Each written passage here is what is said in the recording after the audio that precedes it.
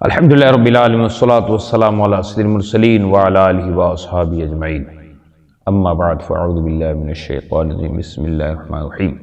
قل انما انا بشر مثلکم یوحی الی انما الہکم الہ واحد فمن کان یرجو لقاء ربہ فلیعمل عملا صالحا ولا یشرک بعبادۃ ربہ احدا، صدق اللہ العظیم۔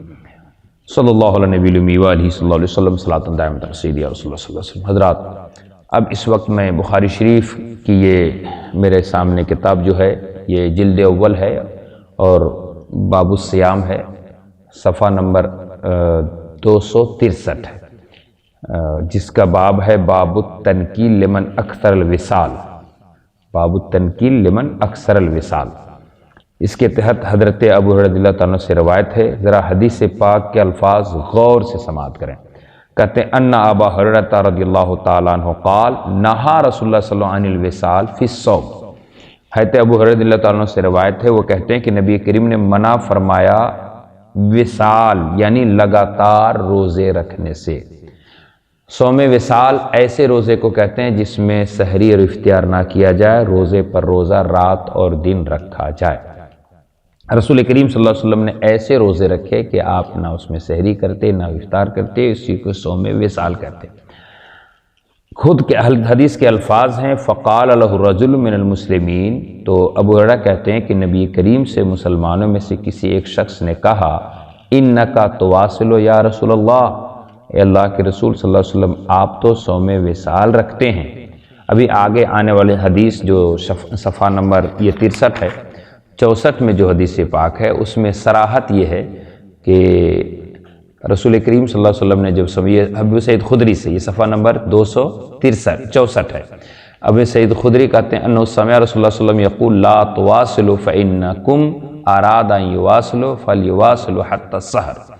کہتے ہیں کہ تم لوگ صوم وصال نہ رکھا کرو، تم میں سے جو کوئی وصال رکھے تو بس سحری تک رکھے، سحری کھائے اس کے بعد پھر آنے والے وقت میں روزہ رکھے۔ اچھا، تو کہتے فَإِنَّكَ تُوَاصِلُ قَالُوا فَإِنَّكَ تُوَاصِلُ یا رسول اللہ، لوگوں نے کہا آقا آپ تو صوم وصال رکھتے ہیں یعنی کنٹینیو روزہ رکھتے ہیں، نہ سحری کرتے ہیں نہ افطار کرتے ہیں، تو ایسا روزہ رکھنے میں ہمیں کیوں منع کر رہے ہیں؟ ذرا غور سے ناظرین، ذرا غور سے حدیث کے الفاظ سنیں۔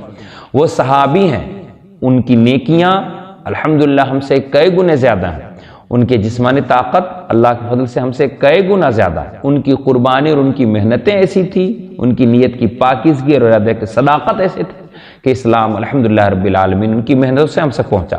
دیکھیے وہ صحابہ نبی سے کہہ رہے ہیں کہ آقا آپ ہمیں منع کر رہے ہیں کہ لا تواصلوا، تو وہ کہتے ہیں ہم سے تو کہتے ہیں لا تواصلوا، صوم وصال نہ رکھو، کنٹینیو روزہ نہ رکھو، سحری افطار کیا کرو ٹائم سے۔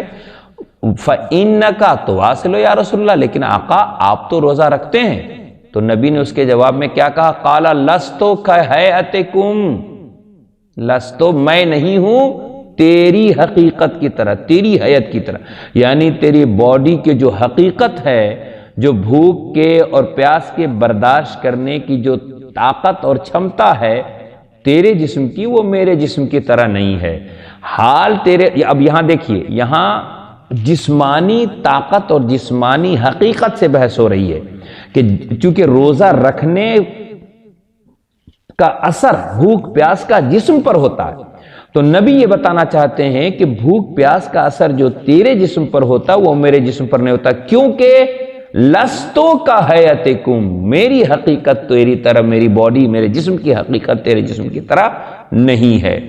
کیسے ہے؟ کہتے ہیں انی ابی تو لی، میں رات گزارتا ہوں مطعمن یطعمنی، کہ ایک کھلانے والا مجھے کھلاتا، و ساقن یسقین، اور ایک پلانے والا مجھے پلاتا ہے۔ اب اس حدیث کو ذرا تفسیر سمجھ کر یہاں اب یہ حدیث دیکھیں کہ حضرت ابو ہریرہ رضی اللہ عنہ فرماتے ہیں کہ نبی نے منع فرمایا وصال، صوم وصال سے، تو لوگوں میں سے ایک نے کہا کہ آپ تو رکھتے ہیں یا رسول اللہ، کیا جواب دیا؟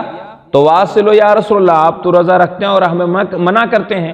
تو ذرا الفاظ سنے حدیث کے، نبی فرماتے ہیں ایکم مثلی، تم میں سے کون میری طرح ہے۔ نبی یہ لفظ کسے کہہ رہے ہیں کہ تم میں سے کون میری طرح ہے؟ یعنی میری باڈی، میرا جسم تمہارے طرح نہیں ہے، تم میں سے کسی کا جسم میرے طرح نہیں ہے۔ اگر میں نہ کھاؤں نہ پیوں، یہ دنیا کے دانہ پانی نہ لوں تو میرے جسم پر کوئی فرق نہیں پڑتا۔ میں دنیا کے دانے پانی کا تیری طرح محتاج نہیں کہ جو تیرے باڈی پر یہ فرق ڈالتا ہے وہ میرے اوپر ڈالے۔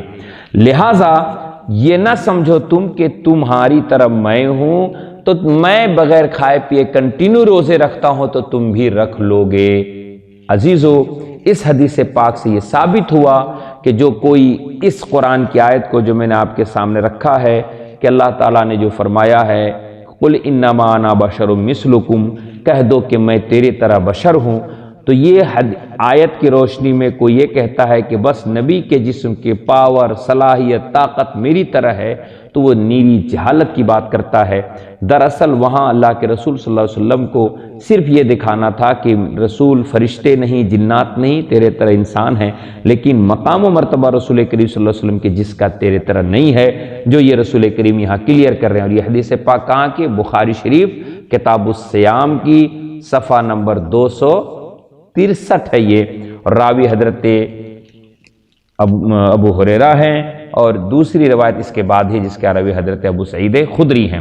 تو اس پر لفظ صاف جو ہے ایکم مثلی نبی نے کہا اور صحابی سے کہا، اور وہ بھی بات چل رہی تھی جسمانی کیفیت کی، تو اس سے صاف ثابت ہو گیا کہ جب کوئی صحابی نبی کی طرح نہیں ہو سکتا، جنہوں نے جن صحابہ کا خود شان یہ ہے کہ صحابی میدان جنگ میں جاتے جس گھوڑے پر سوار ہو کر اس گھوڑے کے ٹاپ کے نیچے جو دھول پڑتا اس کے برابر نہیں ہو سکتے، بلکہ وہ اڑنے والے دھول جو ان کے گھوڑے کے ناک میں جاتے تھے اس غبار کی قسم قرآن مقدس نے کھائی ہے۔ تو پھر جب اس صحابی کے برابر نہیں ہو سکتے تو پھر نبی کے برابر ہونے کی کوئی کیسے بات کرے گا؟ لہٰذا بخاری شریف کی حدیث سے، کتاب الصیام سے روزے دار یہ بھی سمجھیں کہ معاذ اللہ استغفر اللہ کہ کوئی روزہ رکھ کر نماز پڑھ کے نبی کی طرح ہو سکتا ہے، جیسے کہ کچھ گنوار لوگوں نے لکھ دیا کہ عبادت و ریاضت کر کے کوئی نبی کے برابر ہو سکتا ہے، بلکہ بڑھ بھی سکتا ہے معاذ اللہ۔ یہ نیری جہالت کی بات ہے۔ ہر حال میں امتی اپنے نبی سے مقام و مرتبے میں کم بہت ہی کم ہے۔ نبی بڑے اونچے شان اور اونچے درجے کے مالک ہیں۔ یہ بخاری شریف کی حدیث پاک نے صراحت، وہ بھی نبی کے قول سے، کہ نبی نے فرمایا ایکم مثلی، تم میں سے کون میری طرح ہے، یعنی کوئی میری طرح نہیں ہے، لہٰذا میں چاہے کھاؤں چاہے نہ کھاؤں کنٹینیو روزہ رکھوں، میرے جسم پر کوئی فرق نہیں پڑتا۔ تو گویا کہ روزے داروں کو جہاں روزہ کا احترام کرنا چاہیے، تلاوت کا اہتمام کرنا چاہیے، وہاں نبی کا احترام اس معاملے میں بھی کرنا چاہیے کہ شام ہوتے ہوتے بھوک پیاس سے ہم نڈھال ہو جاتے ہیں مگر نبی کے جسم پر کوئی فرق نہیں پڑتا، کیونکہ نبی کا جسم میری طرح نہیں ہے۔ لہٰذا ہر روزے دار یہ بھی یقین رکھے کہ کوئی بھی غیر نبی کی طرح نہیں ہو سکتا۔